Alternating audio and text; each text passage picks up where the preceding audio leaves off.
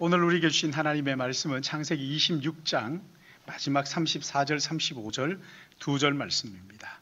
두 절이니까 우리 같이 함께 봉독하도록 하겠습니다.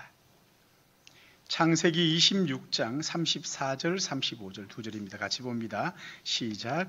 에서가 40세 헷 족속 브에리의 딸 유딧과 헷 족속 엘론의 딸 바스맛을 아내로 맞이하였더니 그들이 이삭과 리브가의 마음에 근심이 되었더라. 아멘. 우리 같이 기도하겠습니다. 사랑의 하나님 아버지, 하나님의 은혜와 사랑을 감사를 드리고 이 시간 또 하나님 앞에 나와 예배하며 귀한 말씀을 듣기 원합니다. 성령께서 우리의 귀를 열어주시고 우리의 마음의 생각을 주장하여 주시고 무엇보다 성령께서 우리의 마음을 조명하여 주셔서 진리의 말씀을 바로 깨닫고 또한 그 깨달은 말씀 우리의 삶에 실천함으로 우리의 삶이 주의 말씀의 열매가 가득하도록 은총을 더하여 주시옵소서. 부족한 종 말씀을 들고 섰습니다. 아버지 하나님, 듣는 자와 전하는 자가 함께 은혜 받는 시간 되도록 성령께서 이 한 시간을 주관하여 주실 것을 간절히 바라옵고 주님 앞에 의탁하오며 예수님의 이름으로 기도드리옵나이다. 아멘. 아멘. 한동안 젊은 세대들 가운데서 3포, 4포, 5포 그런 이야기들이 유행했던 데가 있었습니다. 청년들이 나는 연애를 포기하겠다 해가지고 또 결혼도 포기하겠다, 자녀 낳는 것도 포기하겠다. 그래서 3포 세대 이렇게 이야기를 했어요. 요즘 여기다가 부동산 값이 너무 오르니까 내 집 마련 꿈도 꾸지 마라. 나는 이거 포기한다. 그리고 코로나 때문에 인간관계도 포기하겠다. 그래서 5포 세대라는 그런 말이 나왔죠. 젊은이들이 요즘은 점점 결혼에 대한 부정적인 생각들을 가지고, 물론 이제 여러 가지 이유들이 있겠죠. 결혼의 비용이 너무 부담스럽다. 또 어떤 경우에는 나는 마땅한 사람을 아직 만나질 못했다. 여러 가지 이유가 있어요. 근데 결혼하지 않는 가장 큰 이유 중에 하나가 경제적인 문제입니다. 또 하나는 길지 않은 인생인데 내가 어떻게 결혼을 해가지고 다른 사람들을 위해서 이렇게 수고하고 살 수 있는가? 나는 이제 좀 즐기면서 내 인생을 살고 싶다. 우리 가운데, 우리 교회에도 결혼해야 될 젊은이들이 있고 또 결혼을 놓고 기도하는 사람들이 있습니다. 교회가 이 사람들을 위해서 마땅히 기도해 줘야 맞는 것이죠. 같이 수고하고 기도해 줘야 됩니다. 오늘 여기 본문 말씀 창세기 26장에는 블레셋 왕 아비멜렉이 브엘세바까지 이삭을 찾아와서 당신은 여호와의 복을 받은 사람이라고 하면서 평화 조약을 맺자고 하지요. 그래서 평화 조약을 맺고 나니까 브엘세바의 운물이 터지는 사건을 기록하고 있습니다. 이삭이 하나님 앞에 제단을 쌓고 하나님과의 관계가 회복되어 예배를 드리게 되자 그 멀리 블레셋 왕이 찾아와서 평화의 조약을 맺음으로 관계가 회복이 되고, 그리고 우물이 터지는 사건이 오늘 본문에 창세기 26장에 기록을 하고 있습니다. 그런데 오늘 본문 말씀은 그 이야기하고는 약간 생뚱맞아 보이는 그런 두 구절이 기록되어 있어요. 이삭의 큰아들 에서 40이 되어서 결혼을 하는데 한 사람이 아니라 헷 족속과 헷 족속 딸 유딧과 헷 족속 엘론의 딸 바스맛 두 여자와 결혼을 하고 있는 이야기를 합니다. 그리고 35절에 보시면 그들이 이삭과 리브가의 마음에 근심이 되었다. 그렇게 말합니다. 여러분, 여기에 근심이 되었다 하는 것은 잠깐 근심하다 마는 것이 아니라 이것은요, 슬픔과 비통한 마음으로 마음에 쓰라림이 있다. 그런 이야기입니다. 그래서 룻기에 보시면 나오미가 흉년을 맞아서 이방 땅으로 모압 지방으로 갔다가 다시 돌아올 때 어떻게 돌아옵니까?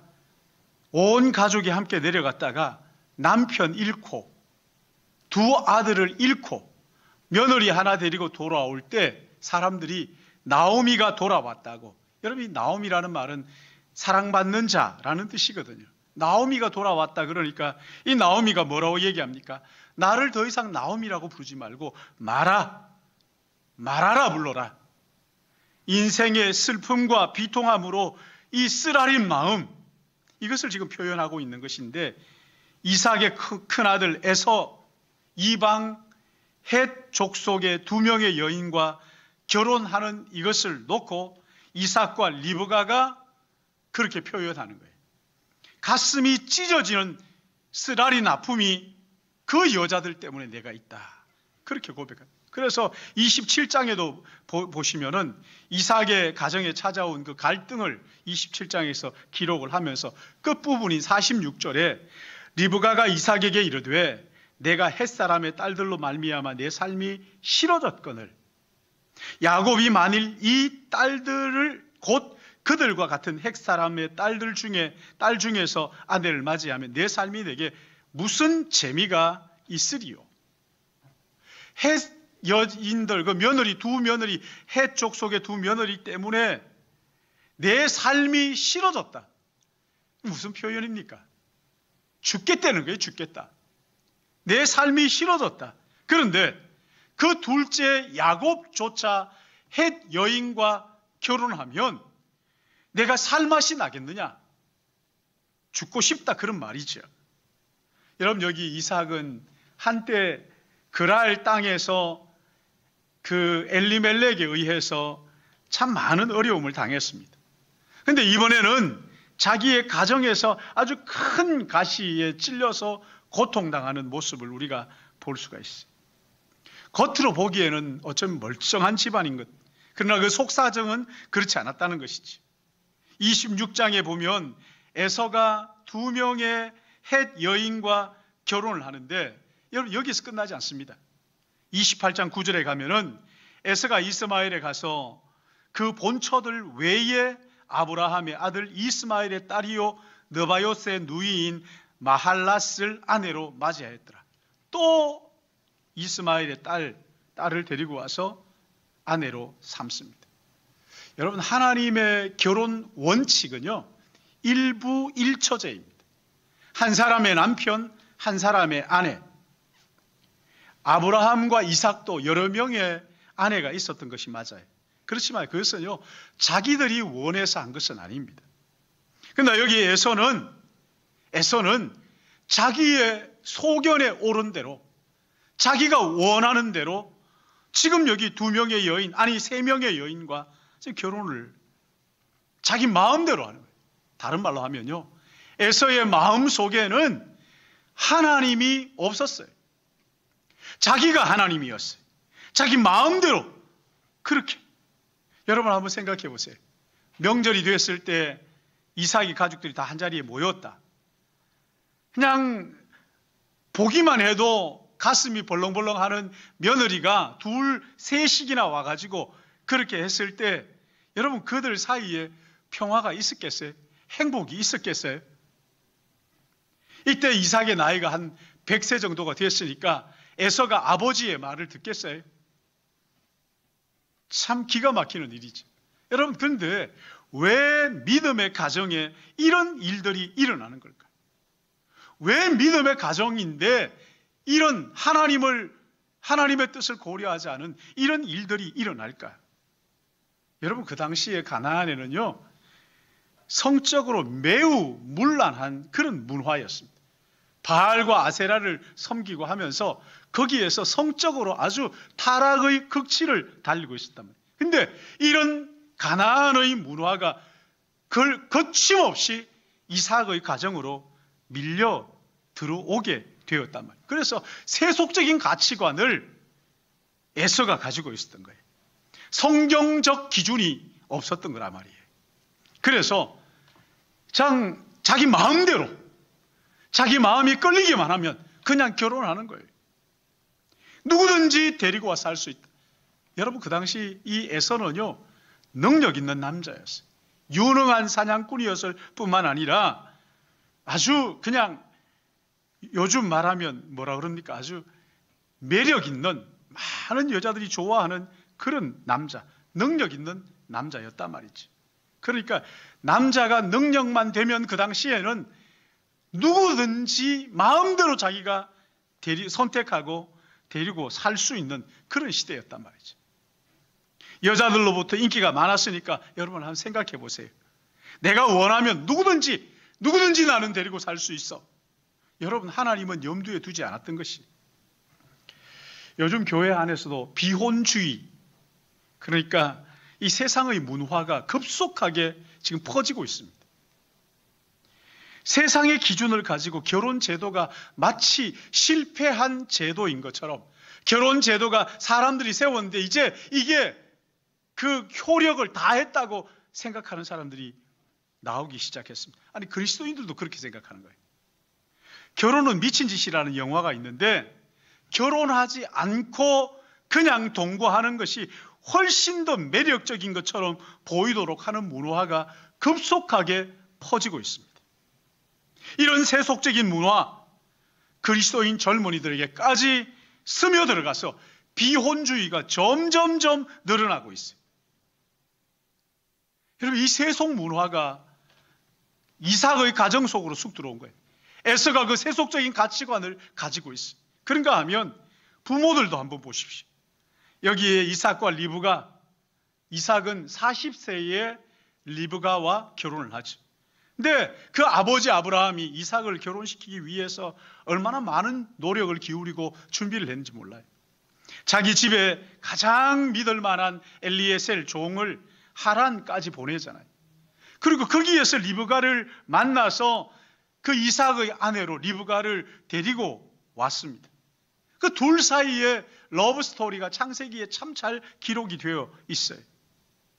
결혼이라는 것은 하나님의 은혜로 하는 거야 하면서 자기들이 그 러브 스토리를 들려주면서 하나님의 은혜가 없으면 이 결혼은 아무것도 아니야 하면서 이야기해 줄 수 있는 그런 이삭과 리브가였단 말이지요. 그러나 이삭과 리브가는 에서에게 그런 이야기를 해주지 않았던 것 같아요. 여러분, 이런 면에서 결혼의 중요성을 가르쳐주지 못한 부모의 책임이 있어요. 그러나 가장 결정적인 책임은요, 본인에게 있어요. 에서 자신에게 있단 말이에요. 이 에서는 영적인 것의 귀중함을 전혀 깨닫지를 못했어요. 그래서 동생에게 배고픈 것 때문에 팥죽 한 그릇에 장자의 명분을 아무 생각 없이 팔아 넘겨버리는, 영적인 일에는 전혀 관심이 없는, 다른 말로 하면요, 하나님의 일에는 무관심한 사람이었어요. 하나님을 무시하는 그런 행동을 하는 거예요. 결혼을 하면서도 하나님의 뜻을 헤아리기는커녕 하나님이 안중에도 없었단 말이에요. 결혼을 통한 하나님의 뜻이 무엇일까? 이 결혼을 통해서 하나님이 원하시는 뜻이 무엇일까? 이런 생각을 전혀 하지 않고 묻지도 않았던 거예요. 그러니까 여러분, 이 에서는요, 마음속에 하나님이 없었던 것뿐만 아니라 쾌락을 쫓는 우상 숭배자였단 말이에요. 하나님 우리에게 성적인 기쁨을 주셨어요. 그러나 이 즐거움은 결혼이라는 테두리 안에서 누리는 즐거움이지 바깥에서는 불법이 죄란 말이에요. 그런데 이 에서는 자신의 쾌락을 위해서 하나님은 안중에도 없이 자기의 쾌락을 위하여 누구든지 그냥 마음대로 하는 그런 사람이었단 말이에요. 이것이 이삭과 리브가의 마음속에 큰 근심이 되었다. 여러분, 이 에서는 결혼을 통해서, 에서의 이 결혼을 통해서 우리에게 하나님께서 주시는 교훈이 뭘까요? 이걸 보고 반면교사를 삼으라는 거예요. 우리 가정에 이런 비극이 일어나지 않게 하기 위하여 어떻게 해야 할까 하는 거예요. 오늘 본문이 그것을 대답하고 있죠. 첫째는요, 결혼은 하나님의 선물이라는 것을 자녀들에게 가르치라는 거예요. 말해주라는 거예요. 이삭과 리브가가 그 아름다운 하나님 안에서의 결혼, 이것을 에서에게 가르쳐 주었더라면 여러분 이렇게 했을까요? 하나님이 정말 기뻐하신 것이 무엇이고 부모로서 정말 기쁨이 뭔지를 그 에서에게 이야기해 줬다면 에서가 이렇게 했을까요? 창세기를 보시면은 인류의 시작이 나오죠. 하나님께서 5일 동안 천지 만물을 지으시고 6일째 되는 날 사람을 지으시는데 이 모든 것을 다스리고 정복하라고 그 일을 맡겨주시면서 사람을 지으셨는데 사람을 짓고 나니까 아담 혼자 있는 것이 영 독처하는 것이 좋아 보이지 않으셨어요.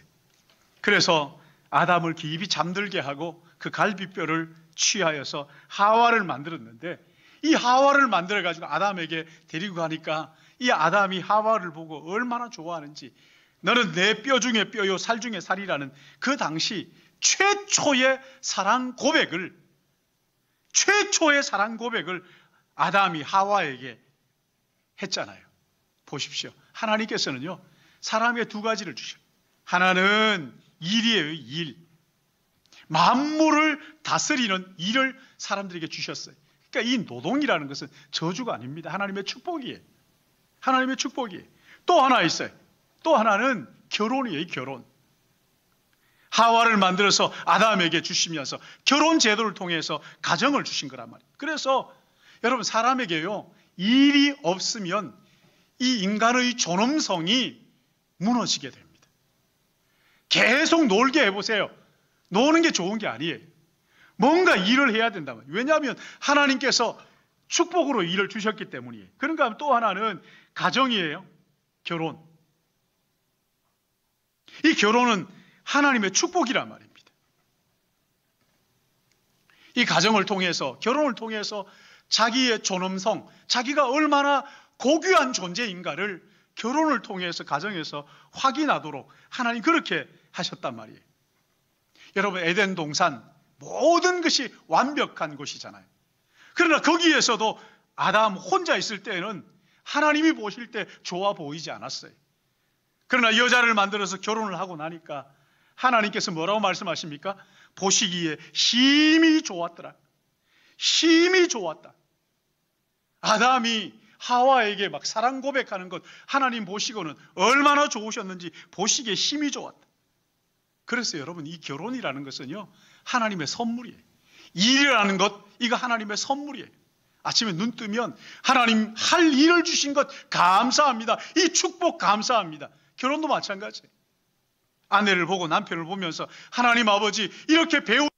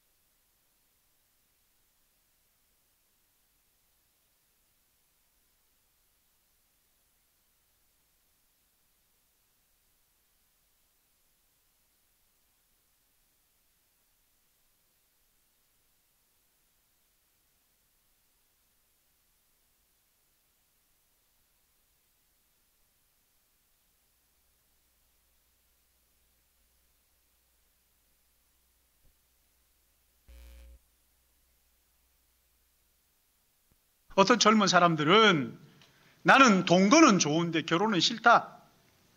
책임을 지지 않고 서로 같이 살다가 사랑이 식어지면 언제든지 쿨하게 헤어지자. 이렇게 말하는데 그게 뭐 쿨한 걸로 이렇게 말하는데 그렇지 않습니다.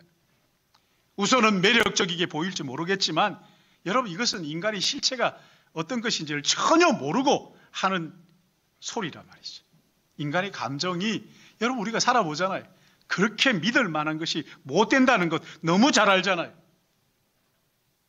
하나님께서는요, 우리의 사랑의 감정이 식어지는 한이 있더라도 끝까지 책임있게 사랑하라고 가르치는 거예요. 끝까지 책임있게 사랑하라.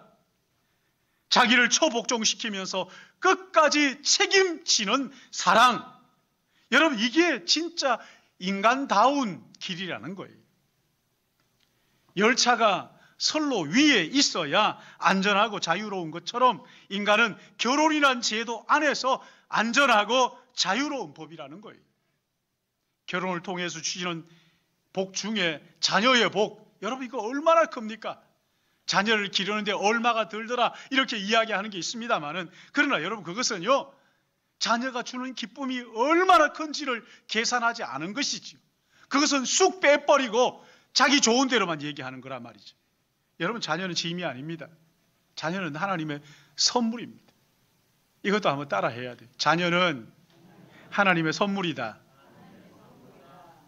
근데 이것만 말해요. 자녀는 짐이 아니다. 아멘입니까? 요즘 가끔 자녀들을 버리는 일이 있어. 입양을 해가지고 그냥 죽이는 일이 있어. 자녀는 짐이 아니에요. 자녀는 하나님이 부부를 통하여 주시는 아름다운 선물이란 말이죠. 축복이에요. 부부가 결혼을 하고 임신을 하고 출산을 통해서 하나님의 창조의 기쁨이 무엇인지 알도록, 맛보도록 주신 것이 자녀들이란 말이에요. 자녀를 기르는 거 보통 힘든 거 아니죠. 그러나 여러분, 자녀를 통해서 얻는 기쁨은 자녀를 기르는 동안 고통을 다 잊고도 남을 만한 기쁨과 보람이 거기에 있기도 한 거잖아요. 그래서 여러분, 일, 결혼, 노동, 결혼, 이것은 하나님의 축복이고 하나님의 선물이라는 것을 여러분 자녀에게 고백을 해야 하는 거예요. 가르쳐야 돼요. 소크라테스가 결혼을 꼭 해야 됩니까? 라는 묻는 제자들에게 결혼을 꼭 해라. 좋은 아내를 만나면 행복할 것이고 악처를 만나면 철학자가 될 것이다. 근데 그 제자들이 물었어요. 스승님은 저렇게 악처인데 꼭 이 결혼 생활을 유지해야 됩니까? 그러자 소크라테스가 뭐라고 했냐면, 훌륭한 기수는 싸나운 말을 좋아한다. 내가 저 싸나운 말 하나 훈련시키면 세상에 못할 게 뭐가 있겠느냐. 결혼을 꼭 해라. 그렇게 얘기했다는 거예요. 여러분, 결혼은 하나님의 축복이에요. 자녀는 하나님의 선물이에요. 근데 이 마귀는요, 자꾸만 우리에게 결혼을 너무 가볍게 생각합니다. 자녀가 무거운 짐인 것처럼 그렇게 자꾸만 거짓말하는 거예요. 우리를 속이는 거란 말이죠. 사랑하는 여러분, 결혼은 하나님의 선물이고 자녀는 하나님의 축복이라는 것을 우리 자녀들에게 부지런히 가르치기를 바랍니다. 부지런히 얘기해 줘야 돼요. 오늘 여기 청년들 엉뚱한 세상 이야기에 귀 기울이지 마시고 결혼은 하나님의 축복이다. 자녀는 하나님의 선물이다. 한번 따라해. 결혼은 하나님의 축복이다. 청년들 막 크게 해야 돼요. 자녀는 하나님의 선물이다. 아멘입니까? 집에서도 따라해요. 집에서 따라해요. 여러분, 자녀 보면서 해요. 너는 하나님의 선물이야. 나에게 주신 하나님의 선물이야. 얘기하는. 두 번째는 에서와 같은 이런 가정이 나오지 않으려면 세상과 구별된 기독교의 문화를 우리의 가정에 만들어야 됩니다. 창세기 3장 15절 말씀을 보시면 하나님께서 하와를 유혹하여 죄에 빠지게 한 뱀을 저주하는 말씀이 나오는데, 내가 너로 여자와 원수가 되게 하고 내 후손도 여자의 후손과 원수가 되게 하리니 여자의 후손이 내 머리를 상하게 할 것이요 너는 그의 발꿈치를 상하게 할 것이니라. 무슨 말씀입니까? 여자의 후손, 남자의 도움 없이 여자에게 성령으로 잉태하여 태어나신 예수 그리스도를 말하는 거죠. 뱀의 후손은 누굽니까? 마귀를 말하는, 사탄을 말하는 거예요. 뱀의 후손과 여자의 후손, 예수 그리스도와 전쟁을 할 것이라는 것을 지금 예고하고 있는, 예언하시는 거죠. 뱀의 후손은 마귀를 말하고 여자의 후손은 예수 그리스도를 말하는데, 뱀의 후손은 발꿈치를 상하게 할 것이고, 여자의 후손은 뱀의 후손의 머리를 상하게 할 것이다. 그렇게 말씀하시면서 지금 여기서 뭘 말씀하시는 거예요? 결혼.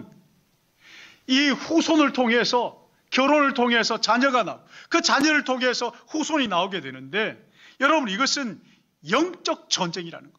예수 그리스도가 와야 할 그 결혼과 그 자녀들 통해서 예수 그리스도가 오게 될 텐데, 여러분, 이게 마귀와 싸우는 영적 전쟁이 결혼이라는 거예요.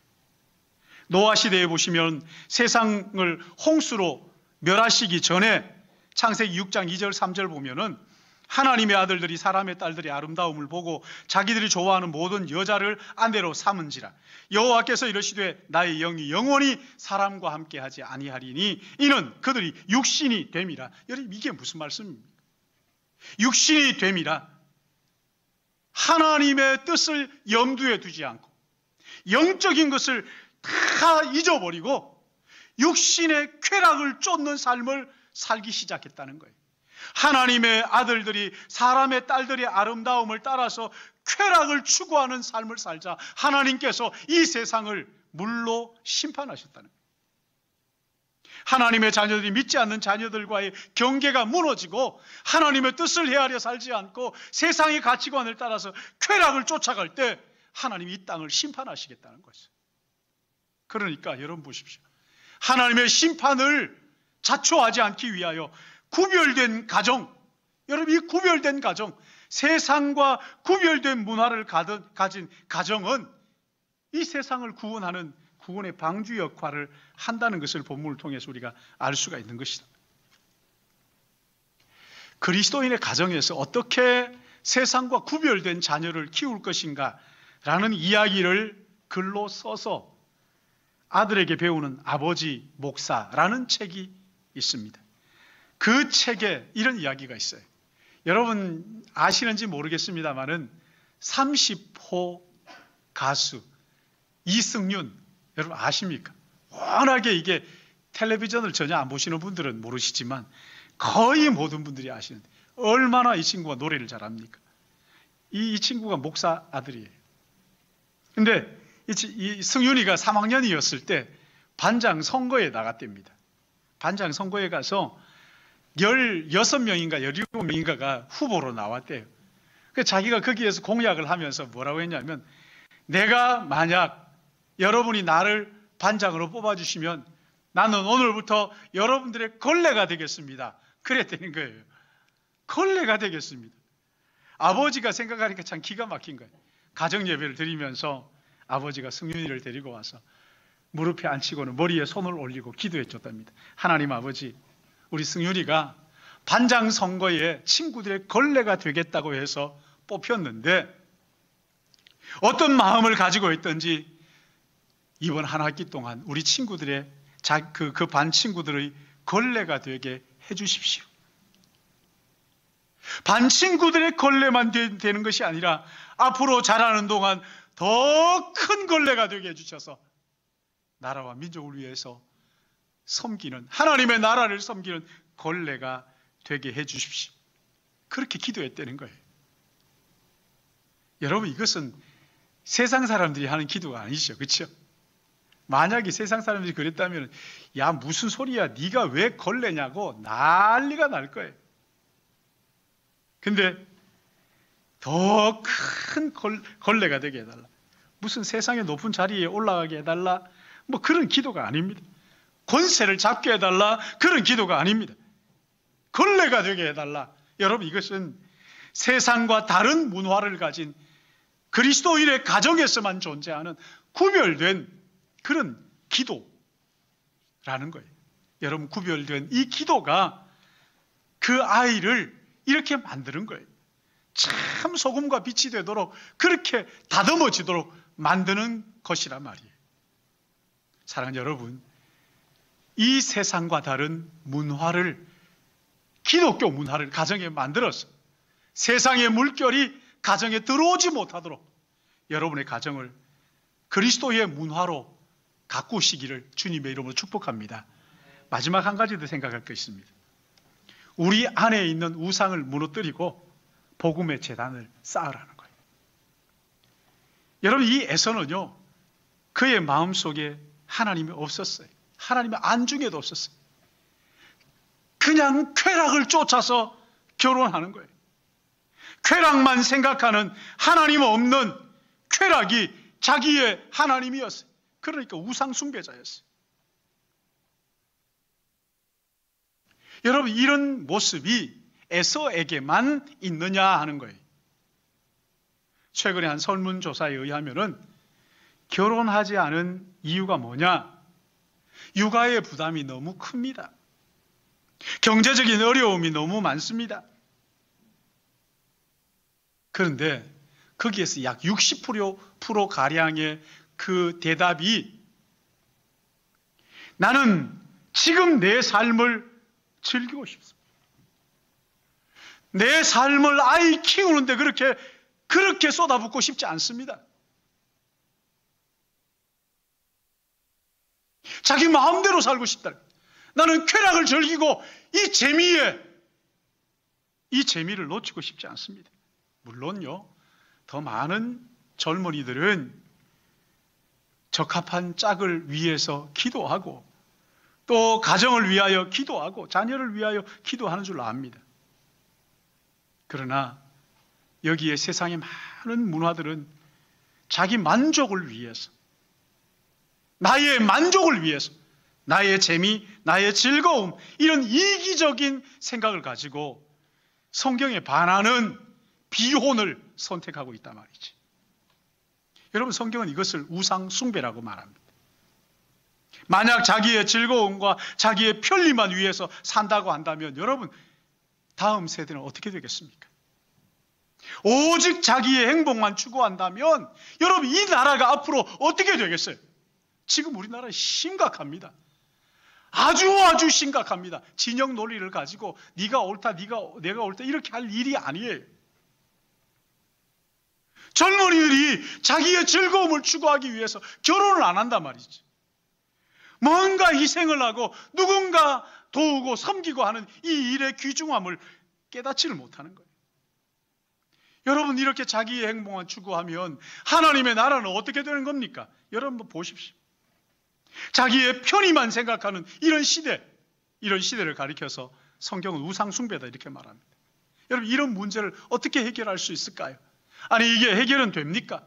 그렇게 엄청난 천문학적인 돈을 쏟아붓고도 해결이 되지 않는 거잖아요.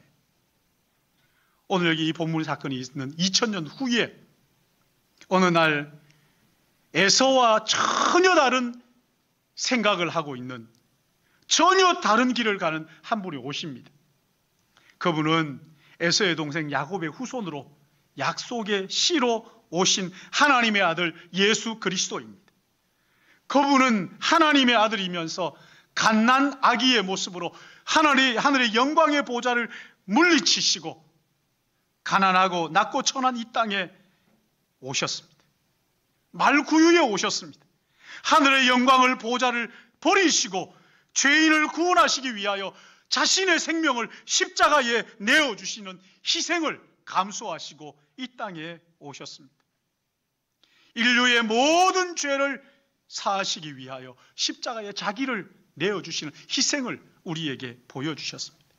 여러분 보십시오. 이분이 오시는 데 있어서 성령으로 마리아에게 감동이 되었을 때 마리아가 자기 편의만 생각하고 이 불편을 감수하지 않고 거부했다면 어떻게 됐을까요? 요셉이 마리아를 받아들입니다.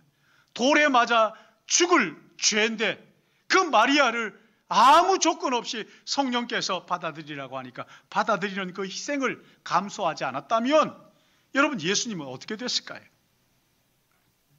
편의주의를 넘어서, 불편을 뛰어넘어서 그들은 결혼을 했고 그 결과 만왕의 왕이신 주님이 이 땅에 오시는 통로로 그렇게 영광스럽게 쓰임을 받을 수 있었다. 이 세상의 통념을 극복하고 시대의 우상을 극복했던 이 마리아와 요셉의 헌신이 있었을 때 비로소 이 세상에 하나님의 구원이 임했던 것이지. 헌신이 필요한 거예요. 그 이집트의 인구가 약 그 1억이죠, 그렇죠? 1억 좀 넘습니다. 근데 그 가운데 10%가 그리스도인들이에요. 나머지는 다 무슬림이죠. 근데 이 10%의 기독교인들을 우리는 곱틱 기독교라고 말합니다. 왜냐하면 우리하고 좀 많이 다르다. 많이 다르다. 그래서 저 사람들이 정말 기독교일까? 근데 이 사람들은요, 아이를 낳으면 제일 먼저 세례를 베풉니다. 그리고 성자의 이름을 따라가지고 기독교식 이름을 지어줍니다.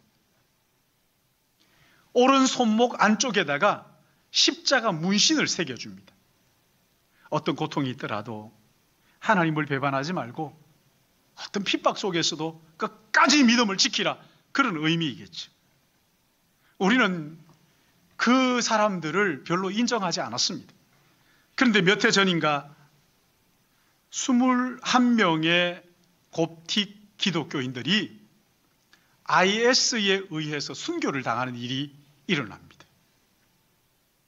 21명이 한 명도 예수님을 부인하지 않고 자기 오른손에 있는 그 십자가의 문신을 바라보면서 어떤 고통 속에서도 나는 예수님을 부인하지 않겠다. 결국 그 사람들 전부 다 IS에 의해서 순교를 당했습니다.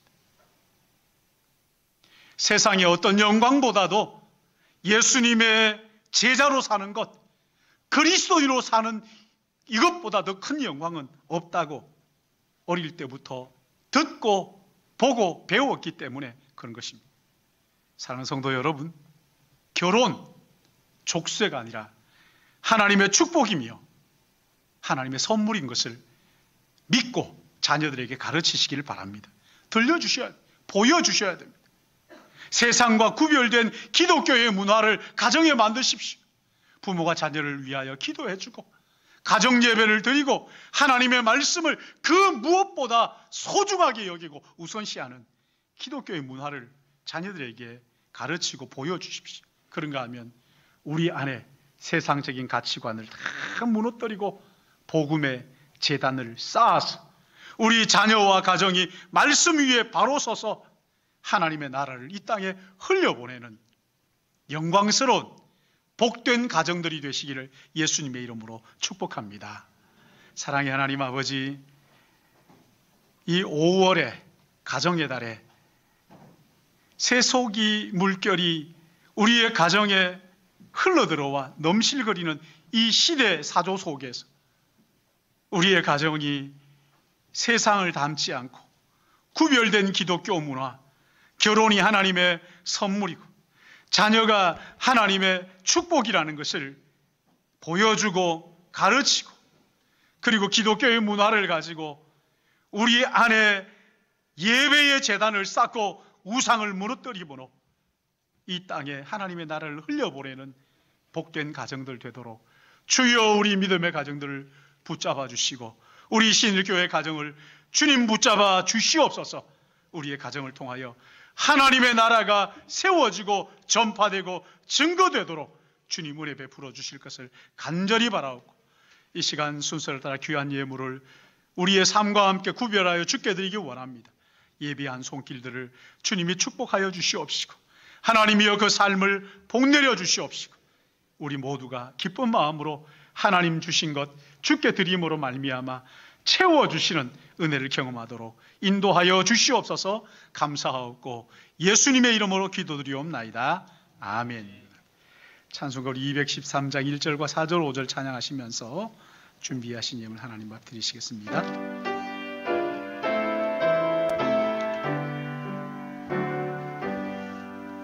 나의 생명 드리니 주여 받아 주셔서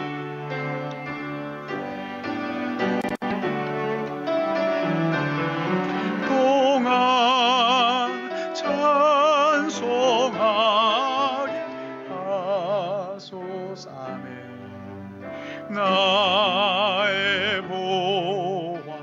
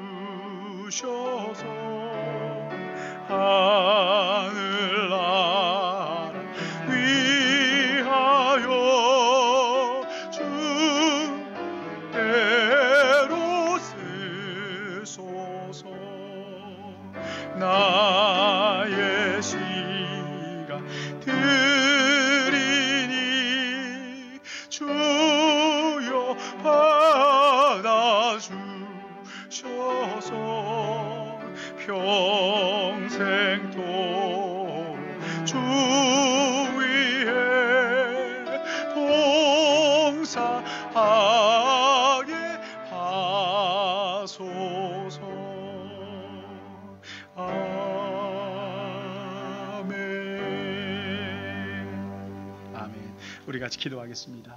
사랑의 하나님 아버지, 이 시간 우리 하나님 앞에 나와 예배하며 귀한 예물을 구별하여 우리의 삶과 함께, 우리의 재능과 함께, 하나님 주신 은사와 함께 주님 앞에 올려드립니다.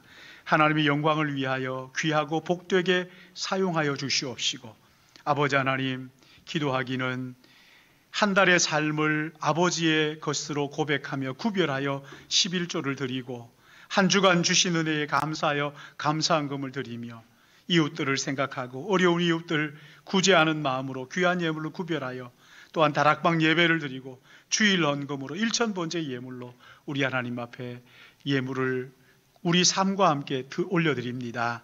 아버지 하나님, 드린 손길 하나하나 주님 축복하여 주시옵시되, 나가도 들어와도 복을 받게 하시고 받은 복을 가지고 이웃을 유익하게 하고 복되게 하며 하나님의 나라를 전하는데 귀하게 사용할 수 있도록 인도하여 주시옵시고, 사랑하시는 주님, 기도 바라기는 우리 믿음의 권속들, 육신이 연약한 환우들, 주님 그곳에 함께 찾아가 위로하여 주시옵시고, 어려움 속에서도 끝까지 믿음으로 승리할 수 있도록 나의 달려갈 길과 아버지께서 나에게 맡긴 사명 다 감당하고 믿음으로 달려왔습니다 고백할 수 있도록 끝까지 믿음 지키도록 하나님 붙잡아 주시올 뿐만 아니라, 아버지 하나님 그 병상에서도 주님과 동행하는 은혜가 있도록 인도하여 주시옵소서. 유학 중에 있는 믿음의 가족, 자녀들, 하나님 아버지, 그 어려운 고통 가운데서도 우리 하나님께서 날마다 새 힘을 주셔서 그 어려움 속에서 벌떡 일어나게 하시고 믿음으로 견디게 하여 주시옵시고, 출타 중에 믿음의 가족들, 사업하신 우리 모든 가족들, 그리고 또한 군문에 가 있는 우리 자녀들과 출타 중인 자녀들, 하나님께서 어느 곳에 있든지 불꽃 같은 눈동자로 지키시고 보호하여 주시어서 아버지 하나님 어둠의 권세가 틈타지 못하고 만지지도 못하도록 주님 보호하실 뿐만 아니라, 세상의 편의주의를 넘어 하나님의 나라의 질서를 따라 행함으로 말미암아 그곳에 하나님 나라를 심는 주의 자녀들 되게 축복하여 주시옵소서. 예물이 쓰이는 곳마다 하나님의 영광이 드러나도록, 또한 부족하지 않도록 주님 채워주실 것을 간절히 바라옵고 거룩하신 구주 예수님의 이름으로 축복하며 기도드리옵나이다. 아멘.